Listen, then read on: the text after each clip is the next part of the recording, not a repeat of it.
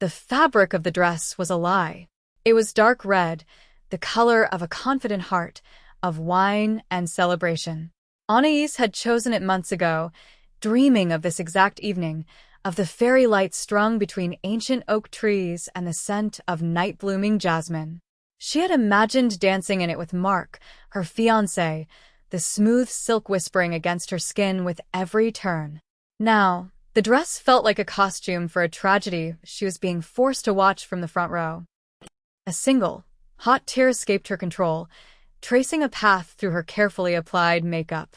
She didn't bother to wipe it away. It was a small, liquid truth in a sea of beautiful, suffocating lies. Ahead of her, under a cascade of white roses, Mark was slipping a ring onto her cousin's finger, onto Clara's finger. The minister's voice was a warm, gentle drone, speaking of forever and faithfulness. Every word was a tiny, sharp stone thrown at her chest. Anaïs's gaze was locked on Mark's hands, the same hands that had held hers just 2 weeks ago, swearing it was all a mistake, a misunderstanding. He'd said the wedding was off, that he needed time. He had lied. He had stood in her apartment, surrounded by the life they had built, and he had lied. Her own engagement ring felt like a brand of ice on her right hand, where she'd shoved it after seeing the wedding invitation addressed to her, a pity invite to her own stolen future. Clara's smile was radiant, a beacon of pure, unadulterated joy that felt like a personal cruelty. Had she ever loved her? Anais wondered. Had any of it been real? The crowd murmured its approval as the vows were exchanged. Polite applause broke the spell. Anais remained perfectly still, a statue carved from grief in a blood-red dress. Her vision blurred, the fairy lights turning into shimmering, indistinct stars. She was aware of the people around her, the rustle of expensive fabrics, the clink of champagne glasses. They were all part of the performance, and she was the ghost at the feast. That's when she felt it. A gaze. It was different from the pitying glances of distant relatives or the nervous avoidance from friends who had chosen sides. This was heavy, intent. It wasn't on the bride and groom. It was on her. She forced herself to turn her head, slowly, as if moving through water. Her eyes scanned the manicured lawn, past the smiling faces, and landed on a man standing near the back, partially obscured by the shadow of an oak tree. He wasn't smiling. He wasn't clapping. He was simply watching her. He was in a suit, a cut so sharp and severe it seemed to absorb the soft evening light. It was a Tom Ford, she noted with a detached part of her brain, the part that still appreciated design and form. Black silk, single button. His posture was one of absolute stillness, an island of unnerving calm in the celebratory tide. Her eyes traveled up from the perfect suit to his face. He was Korean, with features that looked as though they'd been carved from something hard and unforgiving. His black hair was styled immaculately, but it was his eyes that held her. They were dark, depthless, and they were fixed on the single tear tracking down her cheek. He wasn't looking at her with pity. It was something else. Recognition, maybe. Or possession. She didn't know him. She was sure she'd never seen him before. He was likely a business associate of Mark's father, a man whose entire life was a collection of transactional relationships. She broke eye contact, her heart hammering against her ribs for a new and entirely different reason. The feeling of being watched didn't go away. It intensified, a physical pressure against her skin. The reception was a blur of forced smiles and champagne. Anais found a secluded corner on the terrace, hoping to become invisible. The jasmine was cloying now, its sweetness a mockery. She just needed to get through the next hour. Then she could go home, peel off this lying dress, and shatter. Anais. Mark's voice. She didn't turn. Go away, Mark. Please. Just let me explain. He sounded pathetic, his voice thin and reedy. She finally looked at him, at his perfectly tailored tuxedo, the white rose pinned to his lapel. He was the image of a storybook groom. A fraud. Explain what? She asked, her voice dangerously quiet. Explain how you were planning our future while you were sleeping with my cousin? Explain the date you picked, the venue we chose together? What? Exactly. Is there to explain? It's not that simple. My father, there were pressures. Business things. Business things, she repeated, the words tasting like ash. A memory surfaced, sharp and unwelcome. 2 weeks ago, the night he'd broken it off. He'd been on the phone with his father, his voice tight with stress. He thought she was asleep. She'd heard phrases she didn't understand. Something about a shipment from Busan, a debt to the Kwan family, and how a marriage alliance to Clara's family would solve everything. You mean the debt your father owes the Kwan family? She said, the words spilling out before she could stop them. That business thing? Mark's face went white.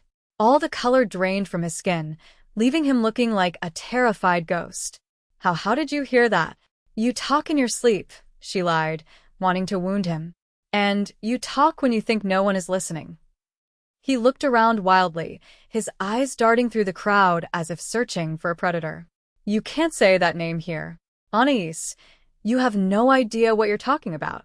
I know enough, she whispered, the fight suddenly draining out of her. I know you're a coward. And that's all I ever need to know. She turned and walked away, her heels sinking slightly into the soft grass. She didn't look back. She just wanted out. She pushed through the laughing guests, her red dress a slash of color in a pastel landscape. Her car was in the guest parking lot, a small island of freedom. She was fumbling for her keys when a long, black sedan pulled up, blocking her in. It was a Genesis G90, gleaming like polished obsidian under the valet lights. The engine was silent. The back door opened, and the man from the oak tree stepped out. He moved with an unnerving grace, the shadows clinging to him. Up close, he was even more imposing. The scent of him reached her first, expensive cologne, with a clean, sharp note of cedar and something darker, like smoke. You are leaving so soon? His voice was deep, a low rumble that vibrated in the air between them. His English was perfect, with no discernible accent, yet it sounded foreign, shaped by a different rhythm. Excuse me, she said, trying to sidle past him. I need to get to my car. He didn't move.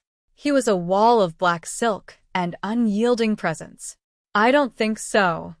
I don't know who you are, but you're in my way. His dark eyes held hers. That same unnerving intensity was there, but now it was closer, inescapable. My name is Kwon Ji-young, he said, his voice quiet. And you just made yourself my business. He glanced back toward the reception, a flicker of something cold and calculating in his expression. You said my name. You spoke of my family's affairs. Now you will come with me, and you will explain exactly what else you know. It wasn't a request. It was a statement of fact. The world tilted on its axis, the jasmine-scented air suddenly feeling thin and cold. Her stolen future had just been replaced by a terrifying, uncertain present. Kwon Ji-young had chosen her, and she had the sinking feeling she had no choice at all. The ride was silent. Anais sat pressed against the door of the Genesis, the supple leather cold against her arms.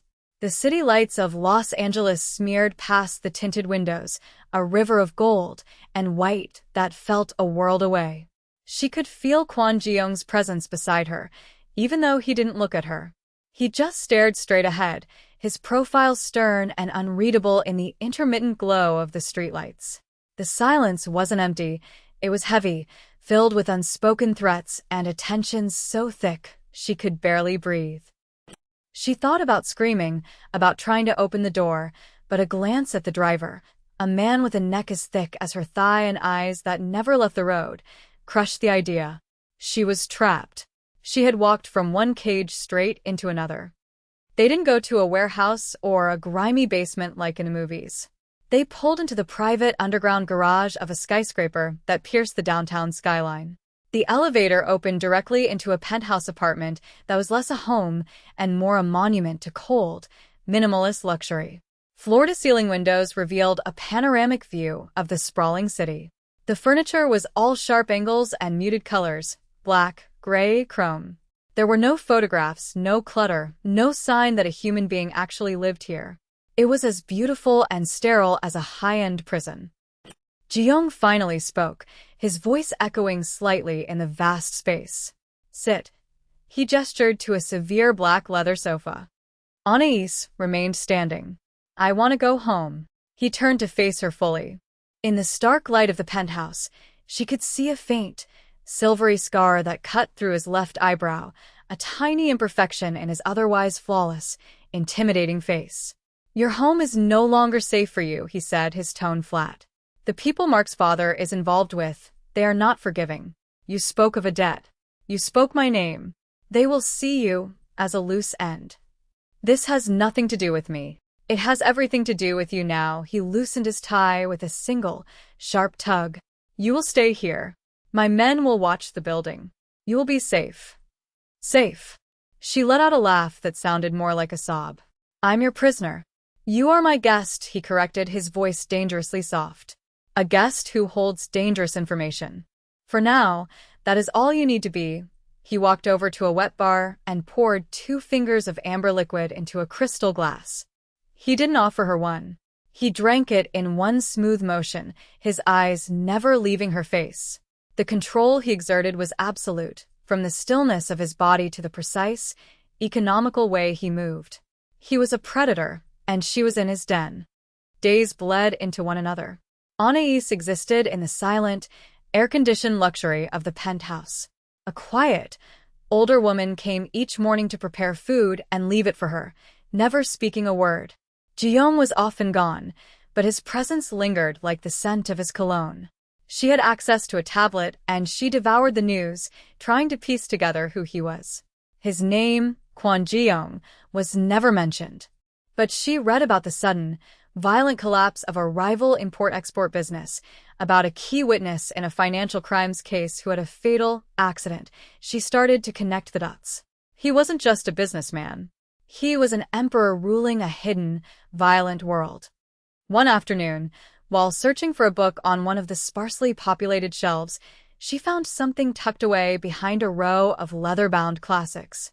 It was a small, silver picture frame, face down. Her fingers trembled as she picked it up. The photograph was of a younger Ji-young. He was smiling, a genuine, unguarded smile that transformed his face, making him look almost boyish.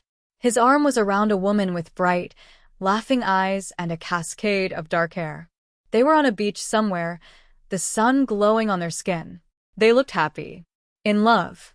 He was different then. Anais jumped, whirling around. The older guard, who was always stationed by the elevator, a man she'd nicknamed Mr. Park in her head, was standing in the doorway. He had never spoken to her before. Before she was taken from him, Mr. Park continued, his voice raspy with age and regret. He looked at the photograph in her hand, his expression softening with a deep, ancient sadness. He blames himself. He was the head of the family, but he could not protect his own wife. They used her to hurt him. It worked. A broken Korean Mafia boss. The words from the prompt echoed in her mind. This was his wound.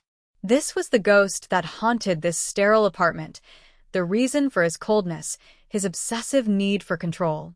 He had failed to protect the woman he loved, and he had rebuilt himself from the ashes of that failure into something hard and impenetrable. Suddenly, a piercing alarm blared through the penthouse, a shrill, insistent shriek. Red lights flashed along the ceiling. Mr. Park stiffened, his hand immediately going to a weapon under his jacket. Stay behind me, he commanded, his voice now steel. He moved toward the main living area, pushing her behind him. Through the windows, Anais could see the flicker of movement on an adjacent rooftop. A glint of metal. Gunshots erupted, shattering one of the massive windows. Glass exploded inwards. Anais screamed, dropping to the floor. Mr. Park returned fire, shouting commands in Korean into a device on his wrist. The penthouse, her gilded cage, had been breached. The danger Ji-young had spoken of was no longer an abstract threat. It was here. In the chaos, she saw her chance. The service elevator door, the one the quiet woman used, was slightly ajar. Freedom was 10 feet away. She could crawl there, slip out, and disappear into the city. She could run. But then she saw Mr. Park stumble, a dark stain spreading on his sleeve. Ji-young burst in from his private study, a gun in his hand, moving with a fluid, lethal grace that was terrifying to behold. He took a position, firing with disciplined precision. Another man, one of his soldiers, was hit and went down. Amid the gunfire and shouting, Ji-young was hit. A piece of shrapnel from a ricocheting bullet sliced across his forearm. He grunted in pain, but his aim never wavered. Anais froze. Her heart was a frantic bird against her ribs. Run. Her mind screamed the word, but her body wouldn't obey. She looked at the open service door, then back at Ji-young, blood dripping from his arm onto the pristine white marble floor. She made a choice. Scrambling on her hands and knees, she moved away from the door, toward the bathroom. She threw open the cabinet, grabbing the first aid kit. Her hands were shaking, but her purpose was clear. She crawled back into the living room, a war zone of shattered glass and upturned furniture, just as the last of the attackers was neutralized. Silence descended, broken only by the lingering alarm and the ragged sound of breathing. Ji-young was standing over the body of one of the intruders, his expression a mask of cold fury.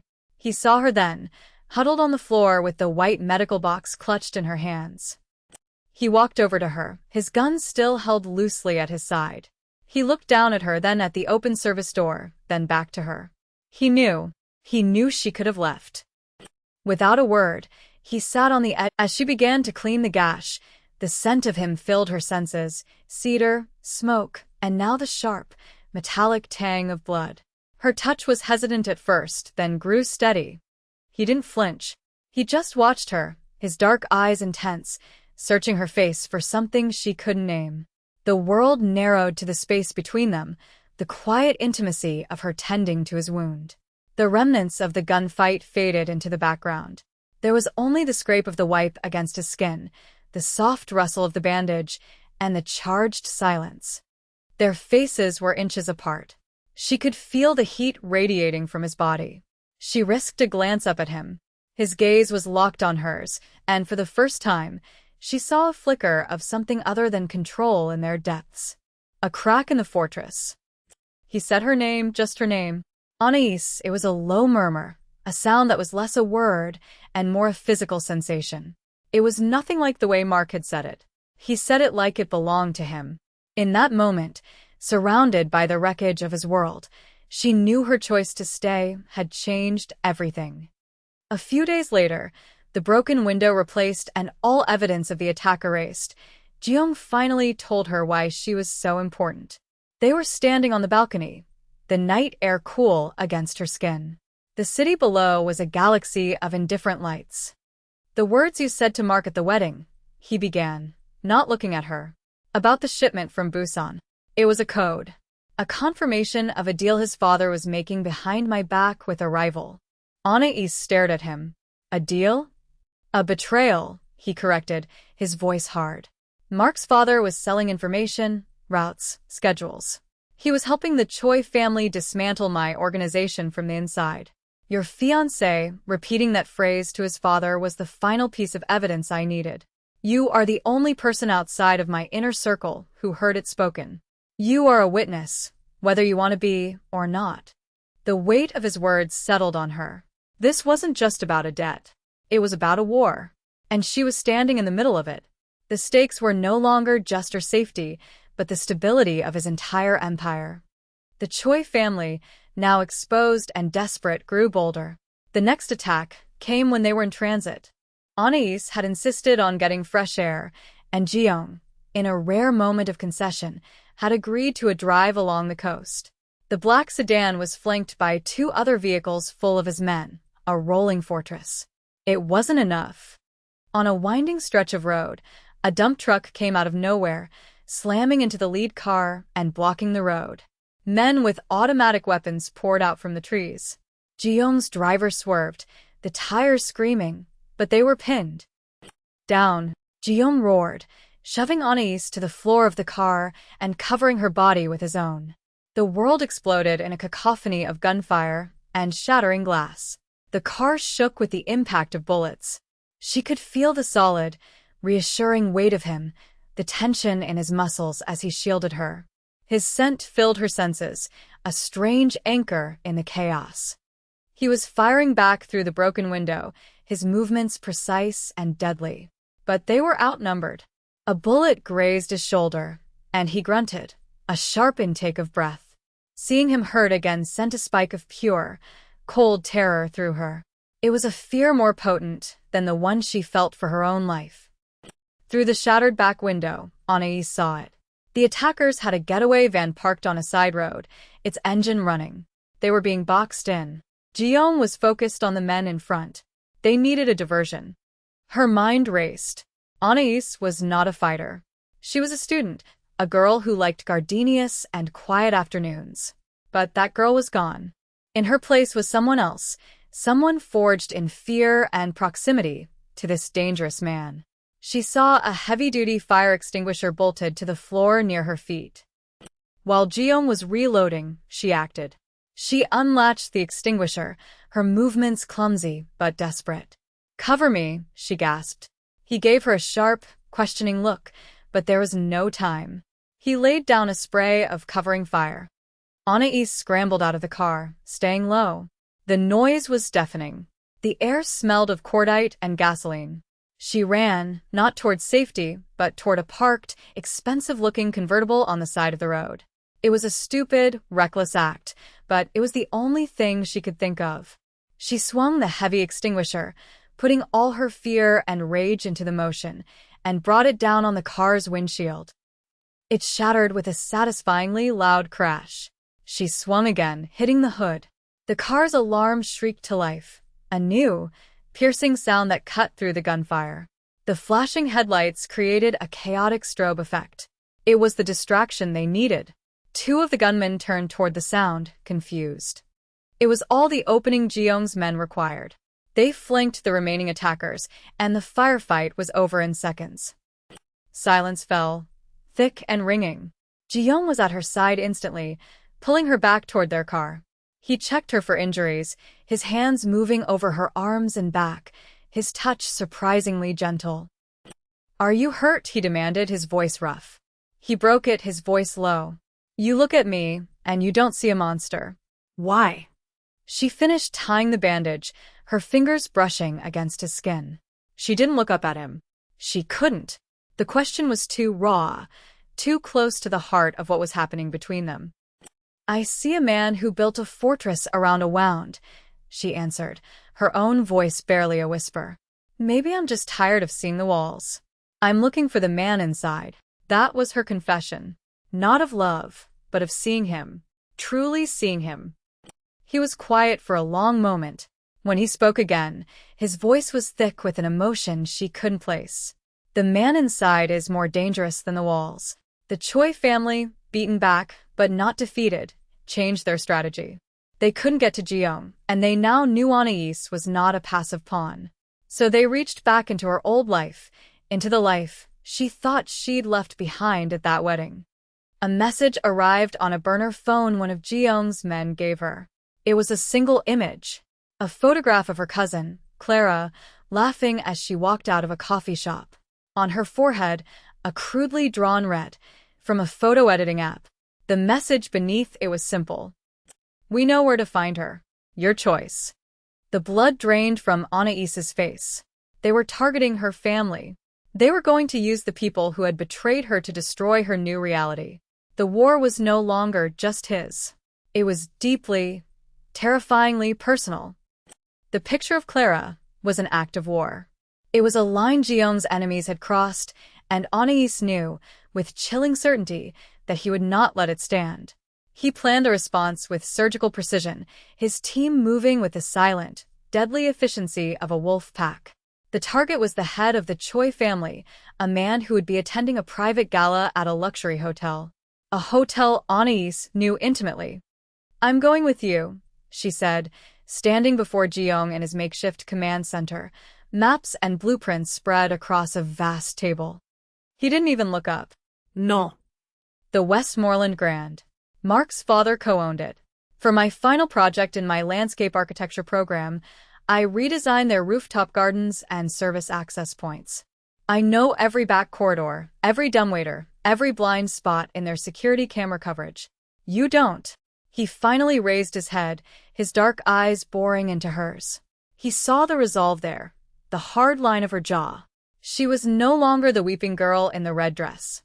He had reforged her in the fire of his world, and now she was as unyielding as he was. This is not a game, Anais. He sent me a picture of my cousin with a target on her head. This stopped being a game for me then. He studied her for a long, silent moment. Then he gave a single sharp nod. Stay by my side. You do exactly as I say. The gala was a glittering affair, a masquerade of wealth and power.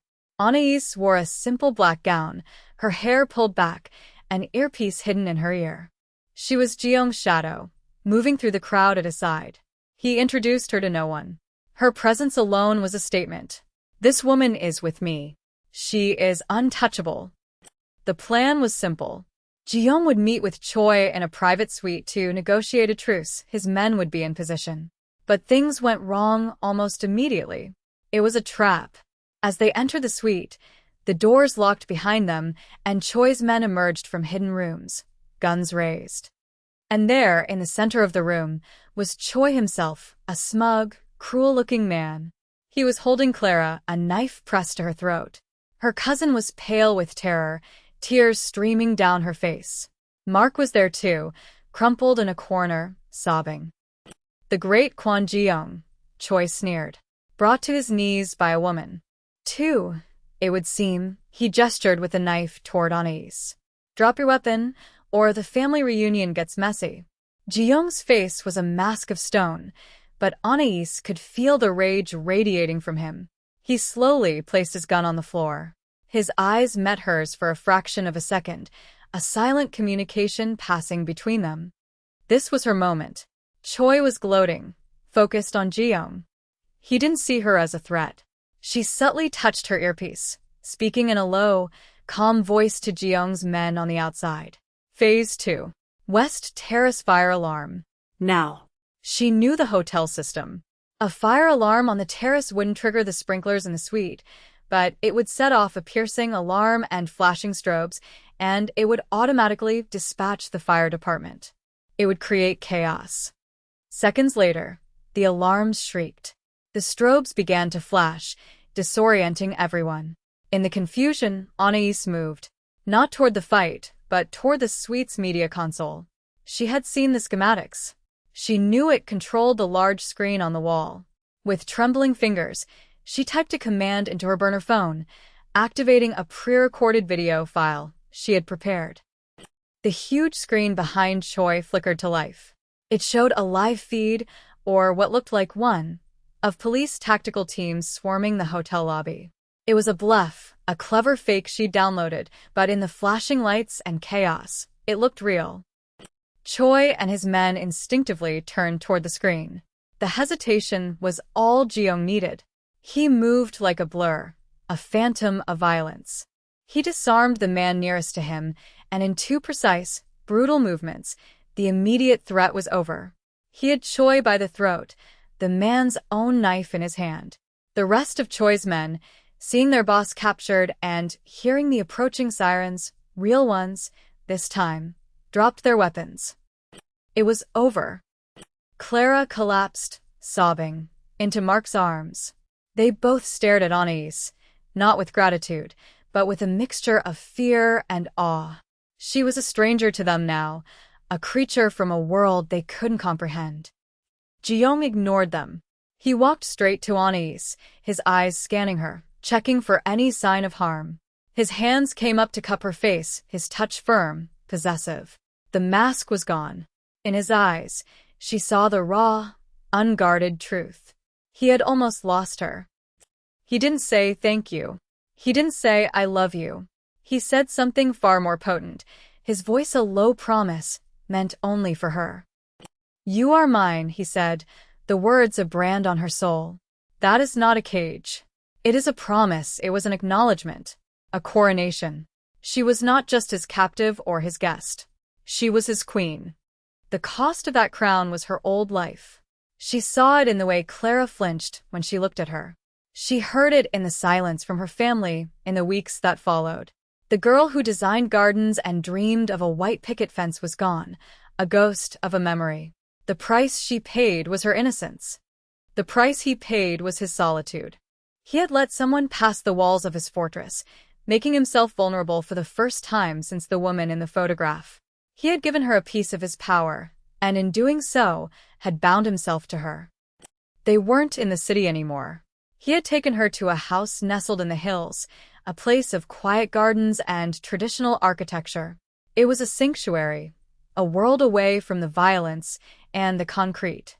She stood on the veranda, looking out at the moon-drenched landscape. She was sketching in a notebook, not a garden for a client, but one for herself, a place to grow something new. He came to stand beside her, not in a suit, but in a simple dark shirt and trousers. He didn't speak. He didn't need to. He followed her gaze to the moon, a silent partner in her contemplation. The silence between them was no longer a weapon or a void. It was a shared language, a space they had built together out of wreckage and blood. She didn't reach for his hand, but she leaned into his presence, a subtle shift of weight that said everything. This was her choice. Not to run, not to hide, but to stay. To stand beside this broken, dangerous man who had seen the steel in her and claimed it as his own. In the quiet dark, under the watchful eye of the moon, she was finally home.